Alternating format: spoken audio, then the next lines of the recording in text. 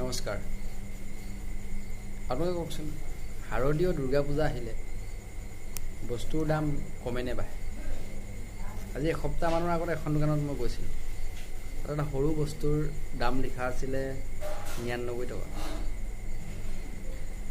কালি আকৌ যাওঁতে তাত লিখা আছে যে পূজাৰ অফাৰ বুলি এনেকৈ এখন বেনাৰ মৰা আছে।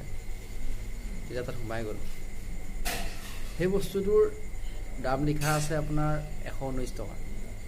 এতিয়া আপোনালোকে কওকচোন, দুৰ্গা পূজা আহিলে অফাৰ বুলি যে দিয়া থাকে, তো অফাৰ দিছে নে দাম বাঢ়িছে? 99 আৰু 120, মানে 119 টকা আৰু 20 টকা বাঢ়িছে। আপোনালোকে কমেণ্ট কৰি জনাবচোন, পূজা আহিলে দাম বাঢ়িব লাগে নে কমিব লাগে? কালিৰ পৰা ভাবি আছোঁ কথাটো, একো ভাবিয়ে পোৱা নাই। অফাৰ দিছে নেকি?